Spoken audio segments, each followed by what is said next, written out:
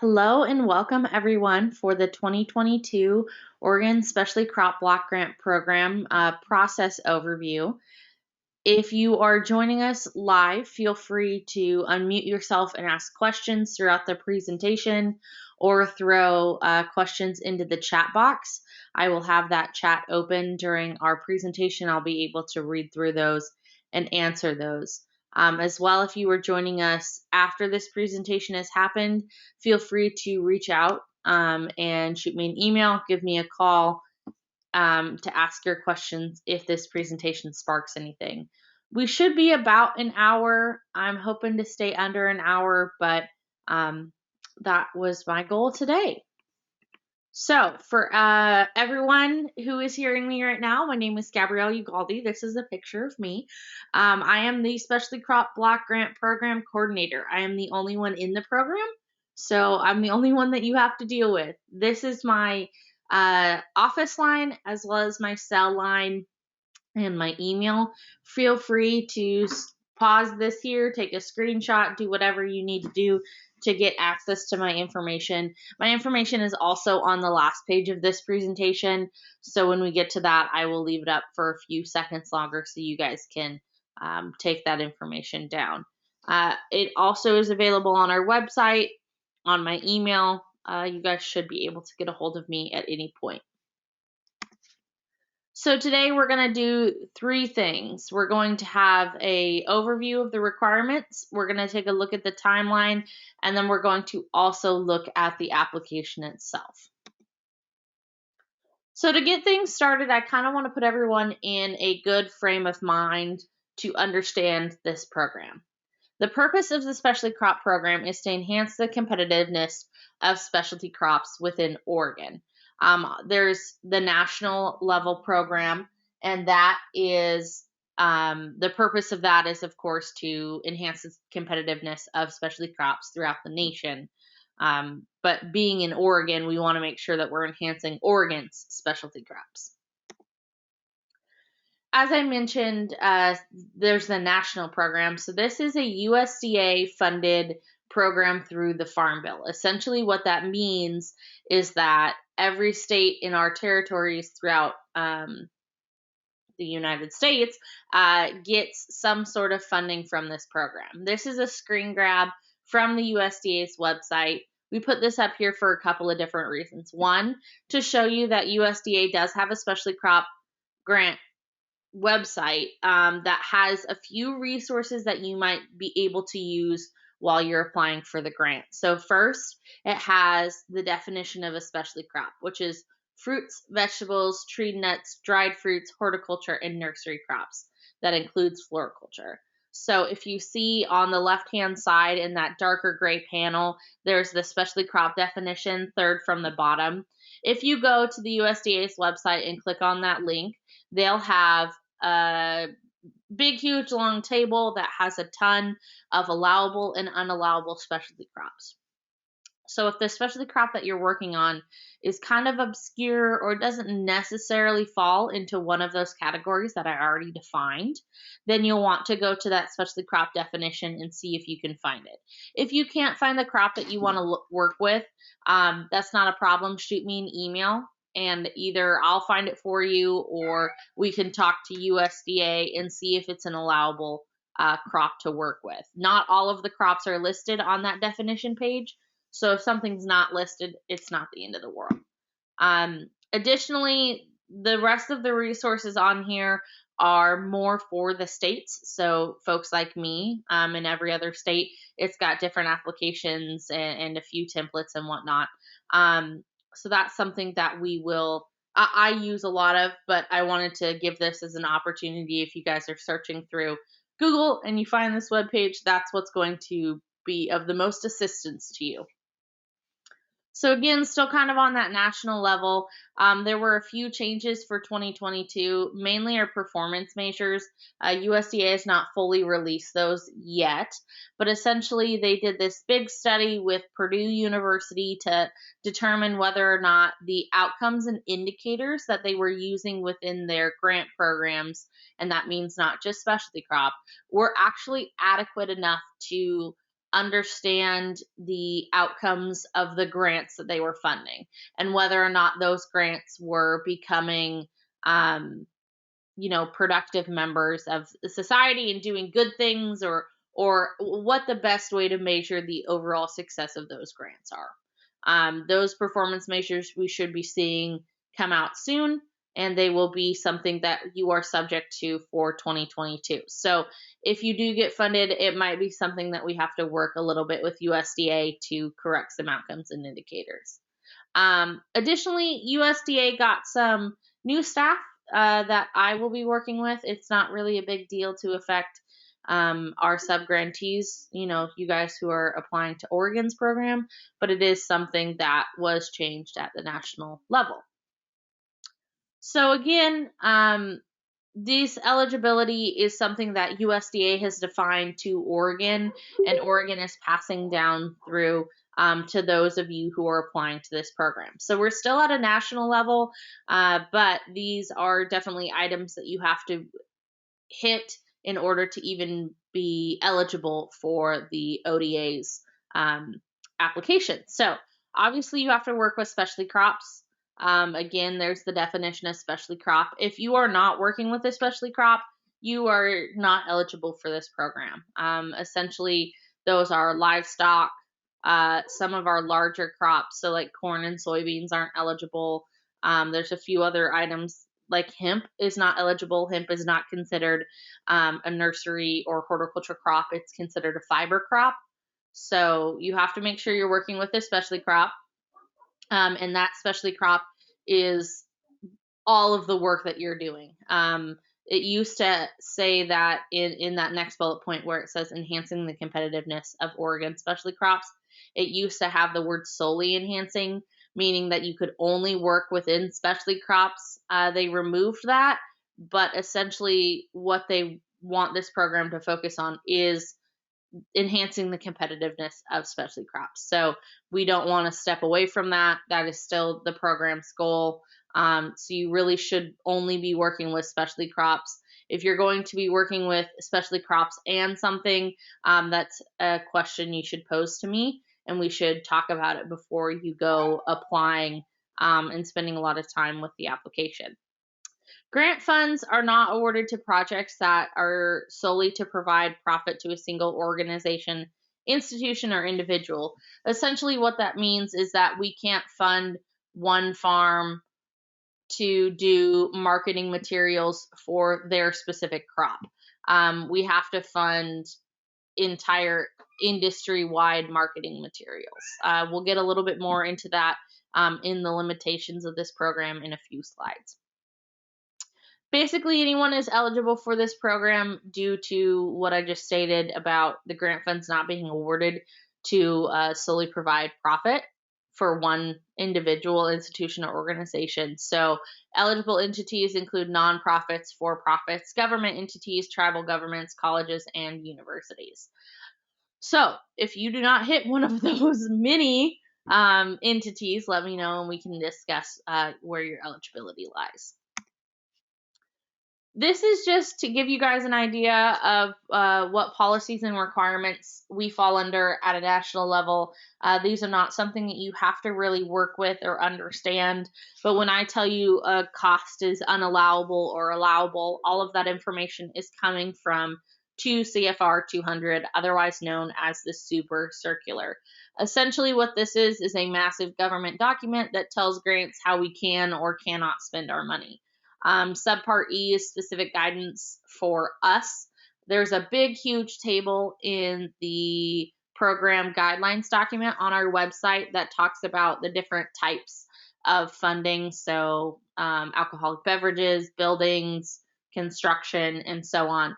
And that comes from the 2 CFR 200. So this is not something that you have to go searching for or reading. I really suggest that you don't. But this is something that I know and I've worked with a lot of, so I give you guys this information so you know where I'm getting my answers if I tell you something is unallowable. As I mentioned earlier, promotion campaigns to increase the sale of XYZ watermelon is acceptable while increasing brand awareness is not acceptable. So, for example, if you're doing a project that is for Oregon grown watermelon, that sounds great. Whereas you can't do a project for like Ugaldi's farm watermelon. That benefit would be solely to me as like the watermelon farmer. Whereas if you did a project to increase the awareness of Oregon grown watermelon, that would be allowable. Same thing goes for, promotion campaigns to increase sales of, XYZ grown fruit and vegetables. Whereas increasing membership to one entity is not allowable. So just make sure that you understand that there are some restrictions to this program. We can't benefit one institution, individual, or organization. So that really limits what we can do with individual farmers. But if you are working together with a group and you're trying to increase, the visibility of a product, or you're really trying to look at enhancing the customer relation to a specific crop, those are something that we can fund. So if you have an idea that's maybe a little bit on edge, I always suggest that you give me a call. I would rather you talk it through with me before applying than spend all of this time doing a massive application to then only be turned down because it was an unallowable activity. So I'm here to help you. It is my job to be here to help you, and I thoroughly enjoy my job. So feel free to call or email if you have questions. There are a few other limitations that are passed down from USDA. These are mainly cost oriented. So first and foremost, I want to remind everyone, these are public domain dollars. We want to be smart in the way that we spend this, and we want to make sure that we're spending this in a useful and purposeful manner. So some of these limitations are because they are public domain dollars. Some of these limitations are just because they're limitations on the program. So first and foremost, equipment has to be special purpose only. It's extremely restrictive. For example, it has to meet a special purpose definition. It has to have a useful life of more than a year. It has to cost more than $5,000. There are a lot of things that equipment has to meet before it can even be considered for the program. But then once we fund equipment, that equipment has to be either turned back to the grant or dissolved or done with. There are several ways that we can deal with equipment at the end of the grant. But equipment is highly specialized. It's not something that we can go and buy everybody a tractor. It has to be, extremely specialized, like scientific equipment or other sorts of equipment like that. Travel costs and meals are allowable with prior acceptance.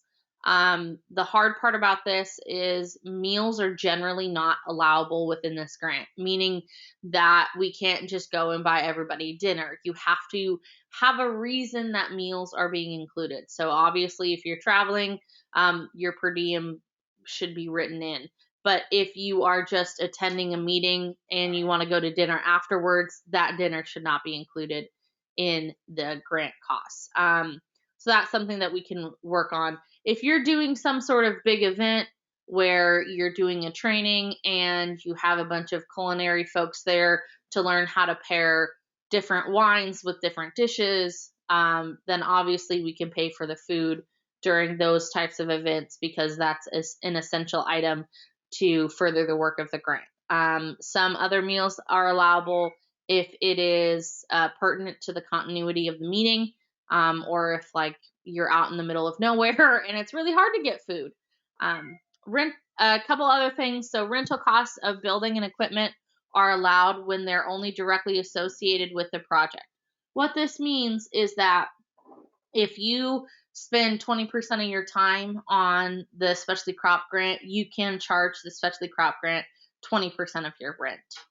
You can't charge it more. You can't charge it, you can charge it less if you want, but you can't charge it more just because you want to. Grant funds cannot be used for coupons, incentives, redemptions, or price discounts. Essentially, what that one's pretty straightforward. Grant funds cannot be used for political or lobbying activities. This is something that a lot of folks just say, oh, yeah, that makes sense. But then they attend board meetings or public hearings and they're lobbying for different things. So that is not allowable. It's not something that we can fund, even the personnel time to attend those meetings. The last thing, in one of the things that gets a lot of folks, is that indirect or overhead costs are not allowed within this program. So what that means is you can't charge us for just miscellaneous dollars. Every cost and every expense within this program has to do for a specific item and has to be allocated to a specific activity within your grant.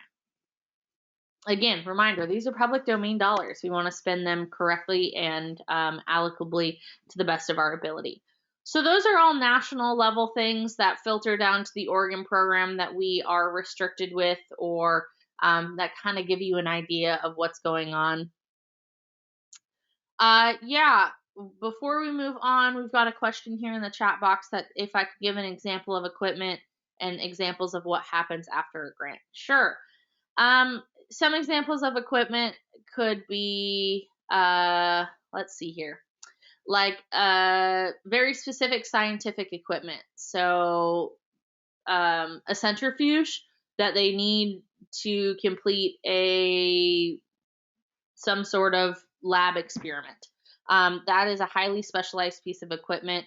It's not something that's like a pen and paper. It's very specialized. It has a specific purpose.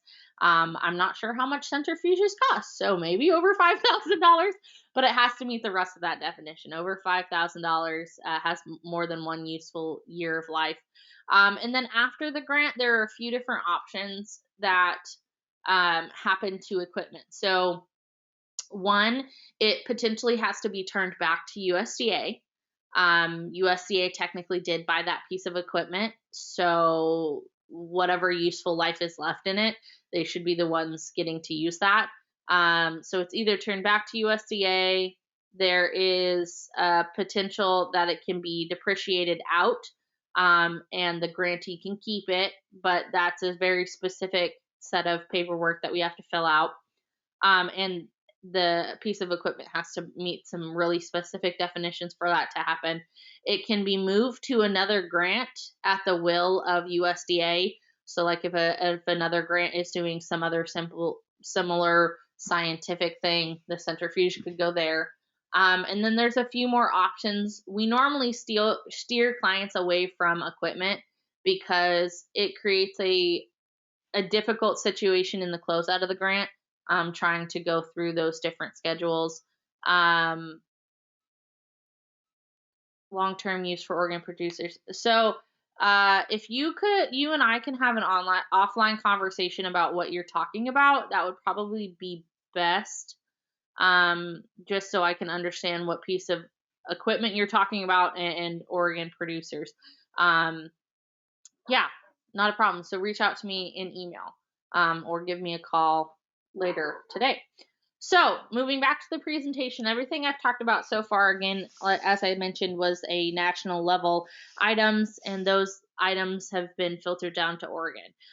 Oregon specifically gets $1.5 to $2 million every year in allocation. We're normally the 6th or 7th largest allocation. We allow grants between $25,000 to $175,000. Matching is encouraged within our program, but it is not required. It's one of the few programs that it's not required. Our projects are 2.5 years. You have twice yearly reporting. I give you templates for it. It's a very simple template. We have a 20-member industry advisory committee, and essentially those folks represent different sections within the industry. So small farms, young farmers and ranchers, beverage, wine. We've got a ton of different folks that represent different sections of the industry, fruit and vegetable, and so on. Those folks review the proposals, and we come together and we talk about them. They give their recommendations to the director's office based on what they've read within proposals. And then Oregon has its own funding priorities that match up with USDA's priorities, but they are a bit different. So our priorities, in no specific order, we have technically 7 of them, but there are 8 depending on how you look at market development and access. So market development and access you can do on both an international or a local level. You can do a project based on food safety, compliance, and traceability, cross-commodity collaboration, on-farm labor needs, workforce program or tools. You can do a project addressing regulatory burden, a productivity enhancement, innovation, or value-added product. And then the last priority is in agriculture and food-related priorities as identified by the Oregon Solutions Network Regional Solution Centers. So the governor has these regional solution centers, and within each of those, they have identified different priorities for different regions within the state. Those priorities, could be anything from business development to agricultural needs. And if your project hits one of those priority levels, you can get a letter of support from that regional solution center, as well as hitting another one of our priorities within the program, and that just shows that you're, working towards something that is a goal for the area as well as for the governor's office. So all of these priorities means that your project has to hit at least one of them. You don't have to, you can hit more than one, that's totally fine, but you have to at least hit one. Our most popular is definitely market development or productivity enhancement, value-added products and innovation for research grants. But you can feel free to identify any one of those as your priority for your project.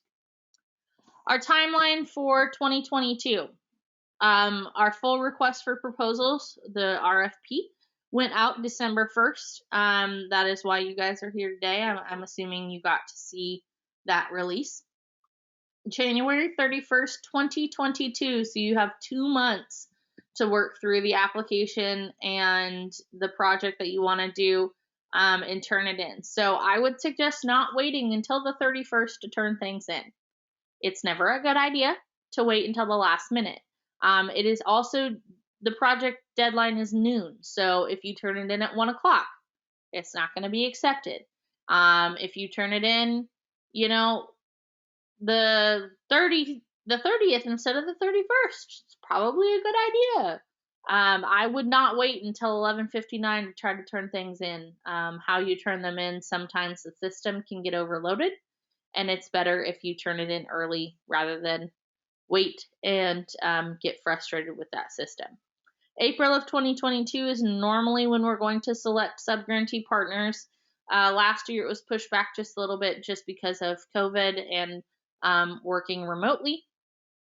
By May 1st, it's estimated is when the USDA state plan application deadline is.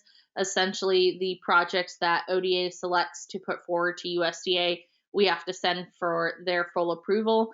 USDA would approve the applications October, November, and that's when funds would be available to start. Okay, I see that I did not explain that clearly. Thank you, C, for the question. The question is, who are the subgrantee partners? Essentially, what happens is USDA gives money to ODA to give out to you as grantees. We as ODA are considered a pass-through entity, and you as applicants are subgrantees because we get the grant from USDA and then we grant out to you, thus being a sub-grant of the original grant from USDA. It can be a little bit confusing, but essentially what you need to know is USDA does have to approve your applications, and ODA is the conduit for those applications to get approved. It's a fairly convoluted process sometimes. Sometimes it's pretty straightforward, but that is why we have to send information to USDA and they have to approve it and get it back to us. We still select all of the applications to move forward. We still do all of the outreach and education about the program. It's just something that the USDA has to approve the applications to make sure that they fit within the program parameters. It's a very simple, straightforward process on that side. And I do all of that work. You'll only ever have to deal with me. You won't ever have to deal with USDA.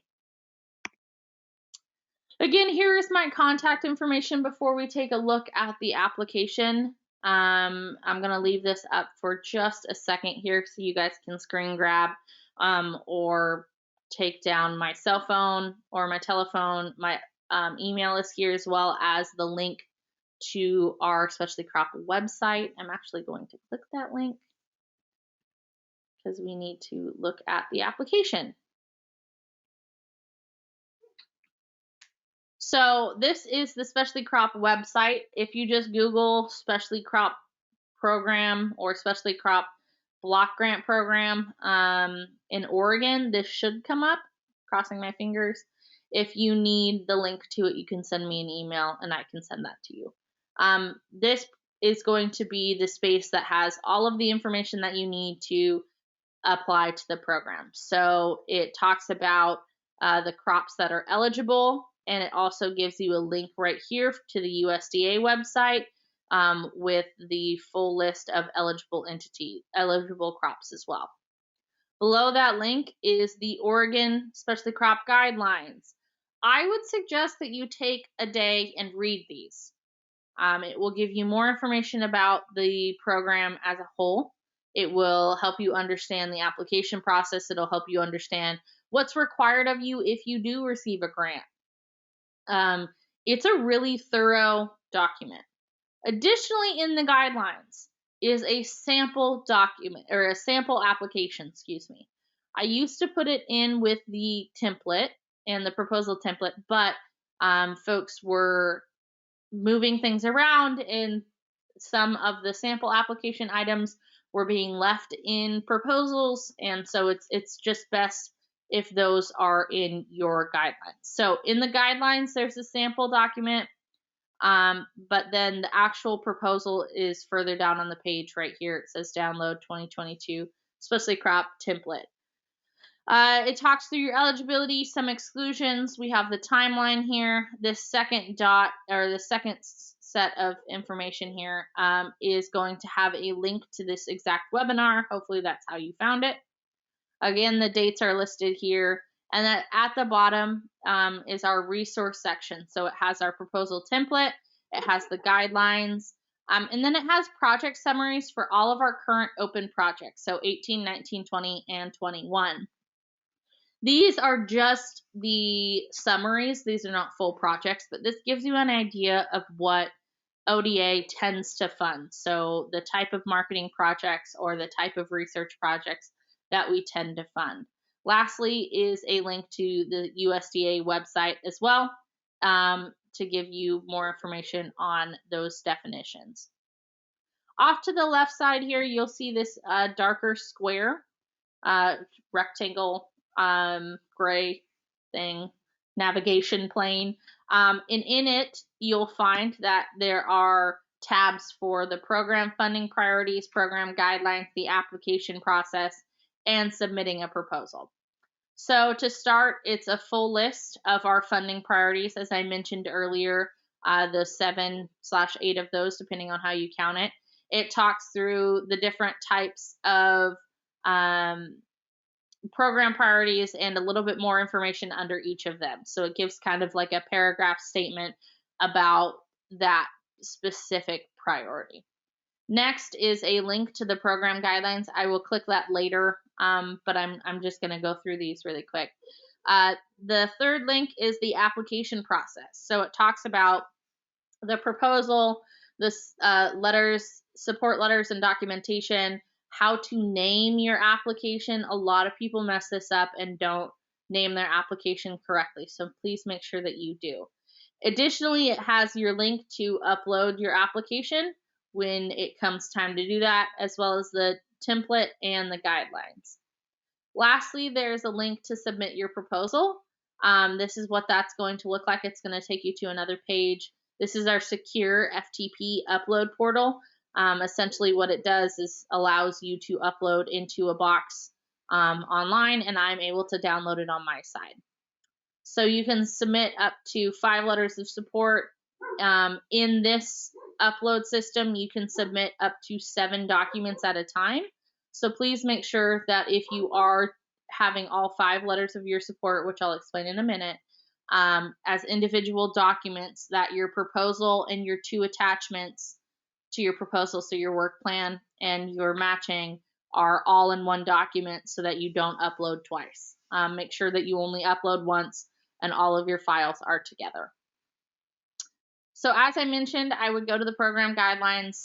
This is a big, huge PDF document available on our website, and it talks through essentially everything that you need for the 2022 program. So it talks about the program itself, who's eligible, where the funding comes from, our priorities, what the solicitation process is, essentially what I'm doing now, applications, procedures, and requirements, and then number 7 here is your sample application. For those of you who have never applied before or want some more guidance on applying, that's where you're going to find it. Additionally, it goes through review criteria, policies and requirement, post-award management, and that means if you do get an award, how to manage it, what the reporting requirements will be, reimbursement requests, and then assistance in questions. Lastly on here are our 2 appendixes, A and B. They are allowable costs, which is that big table that I told you about earlier that I pulled from the 2 CFR 200. And then Appendix B is score sheets. A lot of people don't take the time to look through this and don't see that I put the score sheets out as well. That should say 2022, not 21. So let's go to section 7 for those of you guys who want to see this. I will also pull up a blank application so we can look at that. But essentially, it's going to be the same as this sample application. So the sample application talks through anything in italics here above or below a blue dot is a instruction. So the project title, please provide a descriptive title, 10 words or less. These would be your project start dates and end dates. If you take the full 2.5 years, please use them. As I mentioned, so everything in italics is some sort of instruction. Some of them will have questions under them. Some of them will have bullet points about what you need to hit or review. But go ahead and review those and read those. As I said, bullet points for different things. So to start, you'll start with a project title. You'll tell us how long the project's going to take. You're going to tell us who's a part of the project and what the project is going to be doing. And then project purpose and providing the specific issue, problem, or need. This is going to be the longest section of your grant. Essentially, what you're going to do here is tell me exactly how you're going to do your grant, what grant work you're going to do, and who's going to do it. We want to know down to, the minutia of the details that you can provide. And you should put that in this section, as well as answer these 4 bullet points here to make sure that you hit all of what is necessary. Below that, you're going to provide a list of objectives that you want your project to hit. This list of objectives is different than outcomes and indicators, but make sure that you list these objectives based on the project that you're going to be doing. You enter the number of beneficiaries. These are direct beneficiaries to the project. These are not secondary or tertiary beneficiaries. These are folks that are going to be directly impacted and benefit from the work that you're doing. The next 2 questions trip a lot of folks up. So if the project benefits socially disadvantaged farmers or benefiting new farmers, the USDA has 2 very specific definitions for new and beginning and for socially disadvantaged. And your project has to be actively working with those groups for you in order for you to select yes on here. And if you select yes in these 2 questions, you also have to have an outcome and indicator that matches that. So that's something I'll talk about here in a few sections, is outcomes and indicators. Those are specifically provided by USDA. If you are a continuing project, you fill this little section out here. But the last question here is a lot of what people miss. So regardless of whether or not your project was previously funded, you need to go ahead and tell us how your project is going to become self-sustaining and not dependent on grant funds. The reason this question is asked is because USDA will not fund a project 2 years in a row for the same project. It has to be significantly different or build upon previous projects in order for them to fund it. This talks about support from other federal or state programs, making sure that you're essentially not double dipping or, charging us for the same thing as you're charging another program. External project supporters. So there's a difference between external project supporters and project partners. So when I show you the full application, there is a cover page. And on that cover page in the bottom, it asks you to list project partners. Project partners are folks that are actively working on that grant with you. External project supporters are people who think your grant is awesome and they say the grant work really needs to be done, woohoo, but they're not the ones that are actively working on the project with you. So please make sure that you go ahead and answer this question and write in who your project supporters are going to be.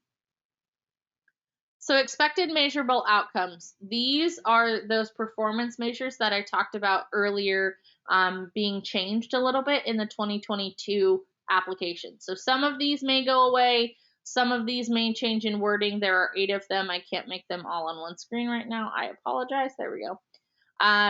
So we'll work on these 8, and then if you do get selected, the USDA, we might have to change some of these a little bit when the USDA releases those. They have not released those yet, though.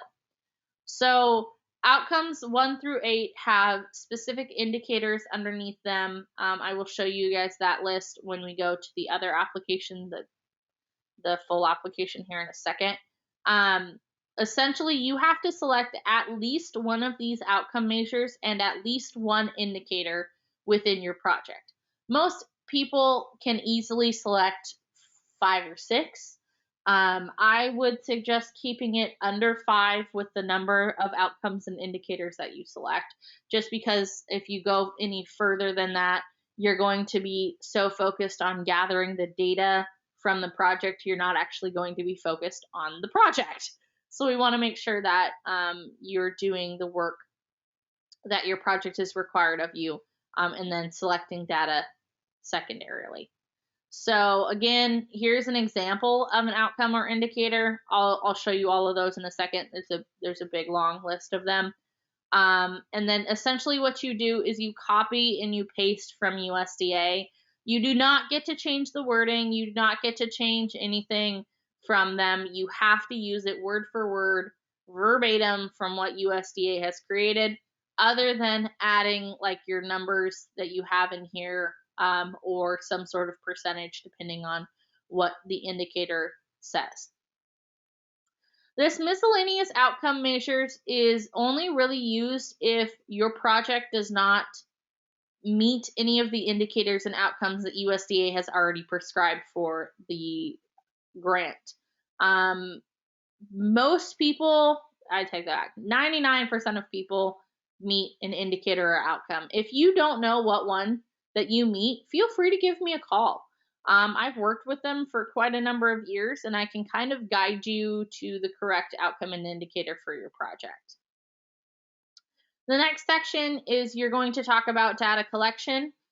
So tell us, how you're going to collect the data, how you're going to monitor your outcomes and indicators that you've selected above, and how you're going to report on that data.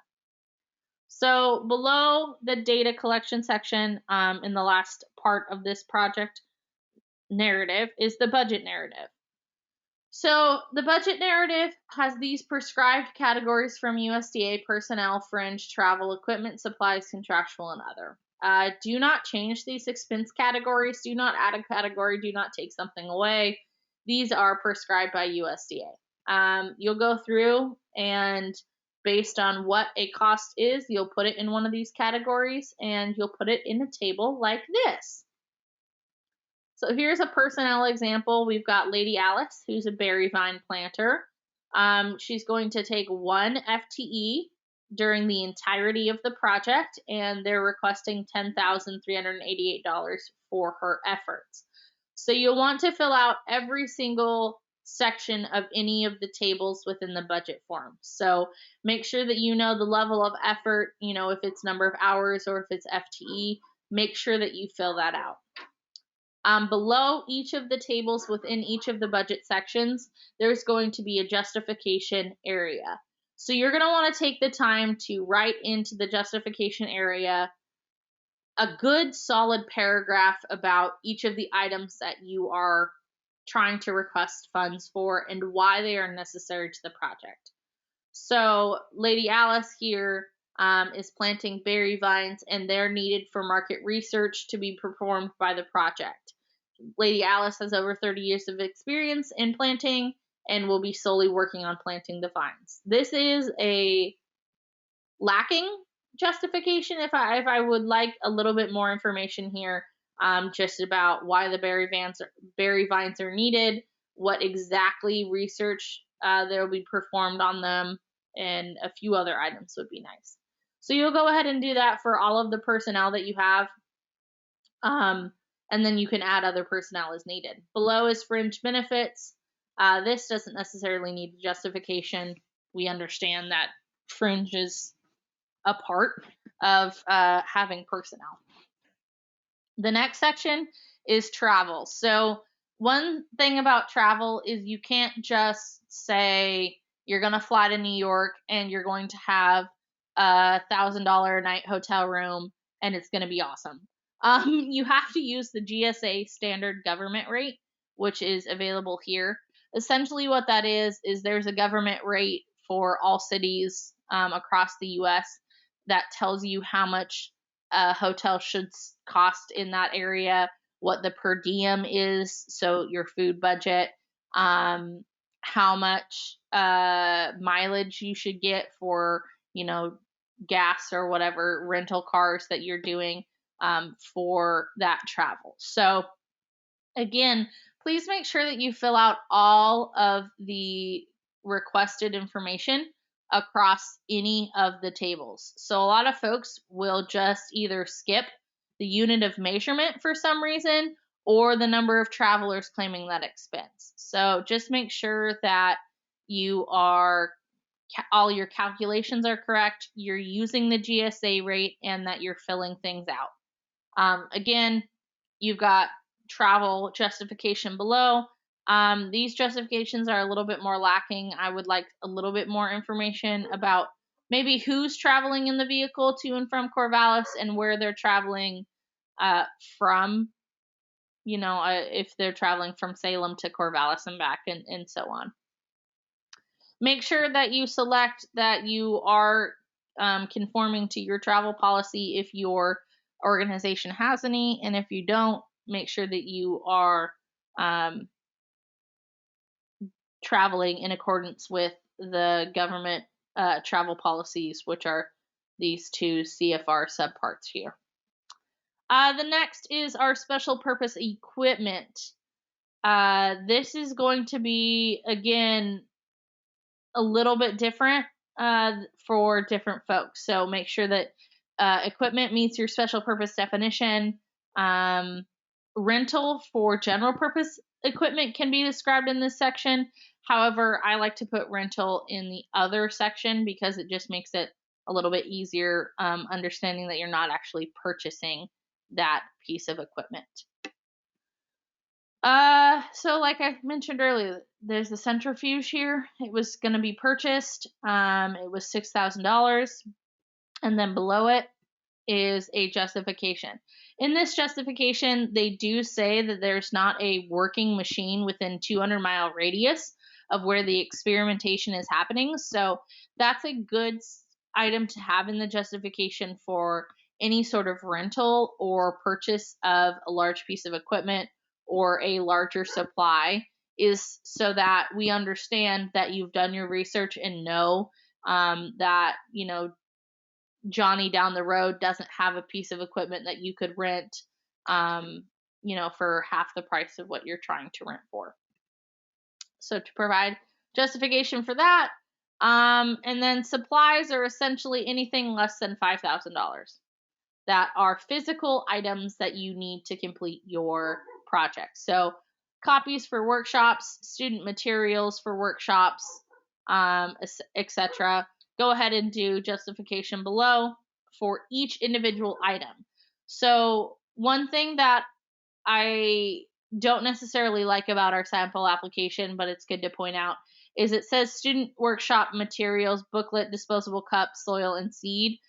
The per unit cost is $1, so it's not bad that they were lumped in together. I would have liked to see them broken out into individual line items. So student workshop material booklet, student workshop disposable cup, student workshop soil, student workshop seed, so we can understand how much each of those items are costing, and understand how many you're going to purchase, rather than just saying we're going to purchase 130 of each of these.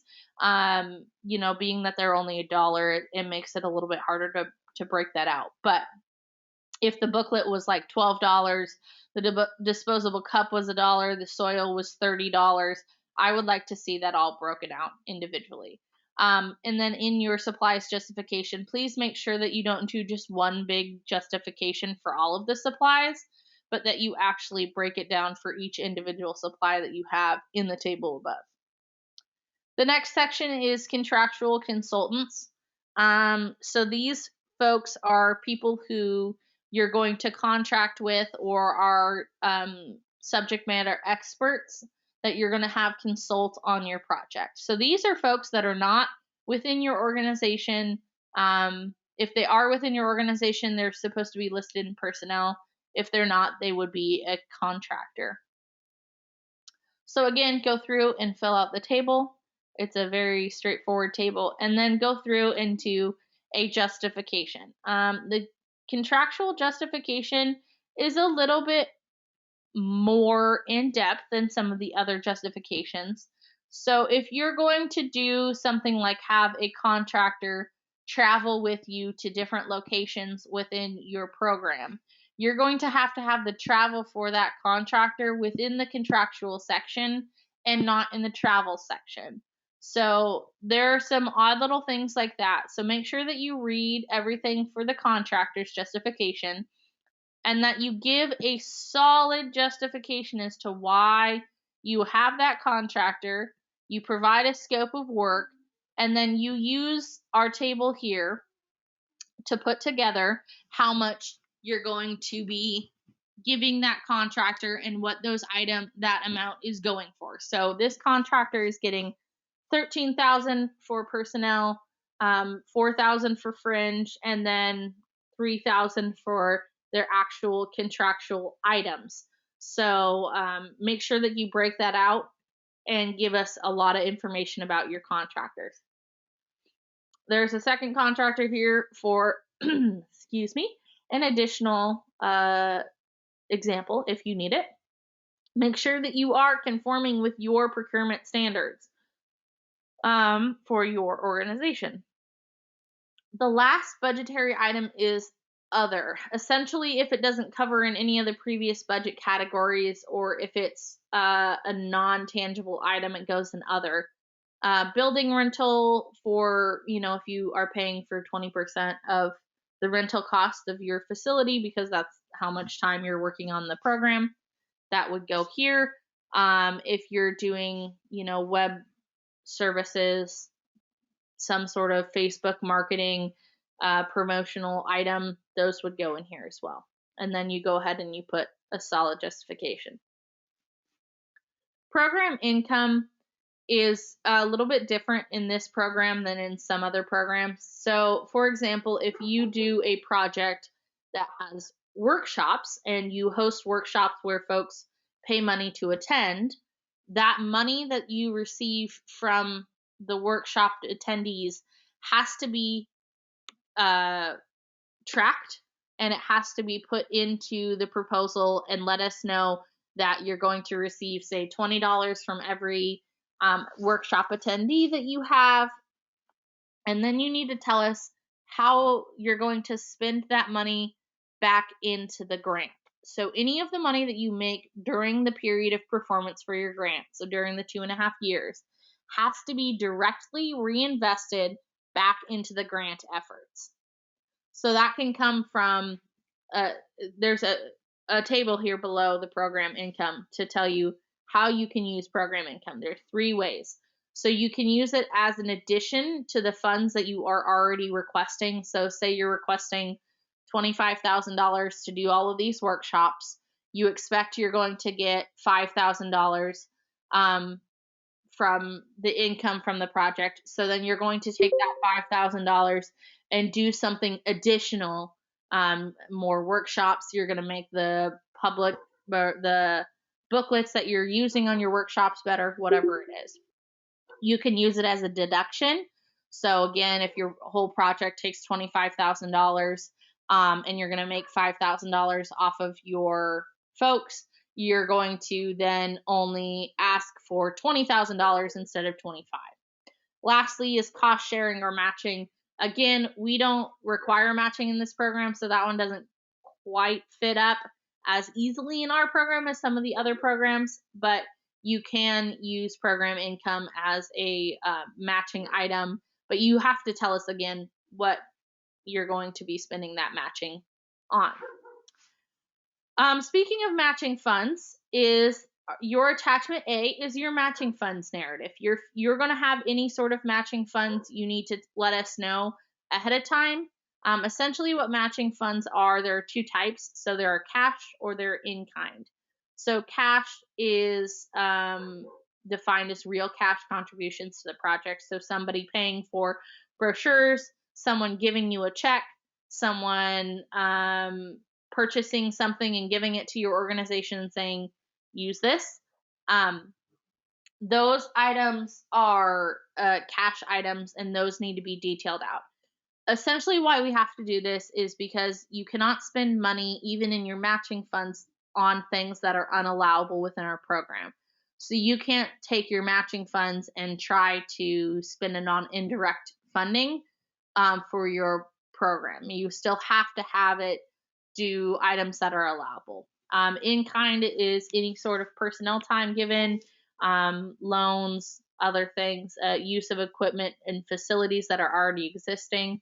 If you have some items and you have some questions about whether they're in kind or cash, you can let me know and I can assist you with that. Attachment B is your work plan. Essentially, you need to go through and create a table that talks about what project activity is happening, who is responsible, and when it's going to take place. You can see this is a sample work plan below. Some staff member is going to conduct outreach from January to March. Somebody else is going to do a weekly field training from March to October. So you'll need to work that out as well. So there are 2 attachments that you have within your application. I'm actually going to go ahead and pull up the other application template for you so you guys can see what that looks like. It is essentially what I just showed you without any of the sample items in it. Let me zoom in here and see if I can get you guys. There we go. Now you can see it. So this talks about what the program is. Number 1 talks about what the program is. It has my contact information underneath for you guys to go ahead and contact me if you have questions.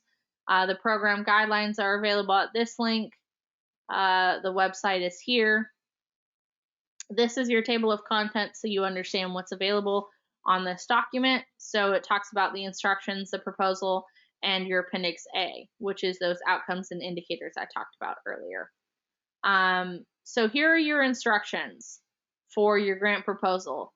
The cover page and your attachments A and B are not included in your page limit, but your project has to be 15 pages or less, including your budget. So that's from where it says project title to where it says program income cannot be more than 15 pages. If it's more than 15 pages, I'm the advisory committee will only see the first 15. Matching attachment A, attachment A is your matching funds. That again is not included in page limit. Work plan, attachment B is not included in page limit.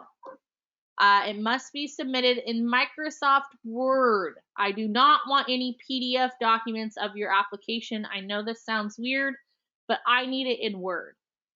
So please do not send me PDFs. If you send me PDFs, your project might be thrown out of the program. If you guys can't follow simple instructions here, how can we trust you to follow instructions throughout the program when it comes to reimbursement and reporting? So please make sure that you send it in Microsoft Word and not in a PDF or any other format. Remove all instructions prior to submitting. This was really when folks were working on the sample application and not in this application, but it remains in there. Your deadline for submission is January 31st, 2022 at noon. Please, again, make sure that you don't wait until the last minute to turn in anything. It's just better to turn it in the day before, the weekend before, whatever you want to do. As I mentioned earlier, you can have letters of support or participation letters from the industry. These are up to 5 letters of support. I prefer them in one single PDF package, but if they're individual letters of support, that's not a problem. Essentially, what these letters can say is that people want this project to happen, this project needs to happen, whatever you want them to say, but you can have up to 5 letters of support. The number 3 here is the submission link so that you can go there and submit your application. Again, the deadline is Monday, January 31st at noon. And my information is at the bottom of your instruction page here. As I mentioned earlier, there is a cover page. This is what the cover page looks like. Essentially, it's just asking you some factual information about who is applying. So name of the applicant, organization, address, contact, all of that good stuff, your tax ID, and your DUNS number. DUNS is it's an acronym. I can't remember exactly. I think it's Broad Street. DUNS and Broad Street is the whole title. They're free numbers given out to any organization. You just have to go on and register with DUNS and Broad Street. Please do that before you apply. I think it normally takes like 24 to 48 hours to get your number. I would leave at least 2 weeks to get it. So if you don't have a DUNS number already, please do that. For folks who are applying from OSU or other higher education institutions, please make sure that you push your application through your grants office. If you're at OSU, it's sponsored programs. Before you apply, what's been happening is a lot of applications are coming through from OSU, specifically from different primary investigators, and they haven't gotten them cleared by your grants office. And then your grants office tries to pull the application from my pool, and it creates a mess for everybody. But please do that. How much you're requesting from ODA, what your in-kind and cash match are, and your total. And then the commodities that you'll be working with. So if you are going to work with fruits, you can double click these boxes and hit that you want to check the fruit box.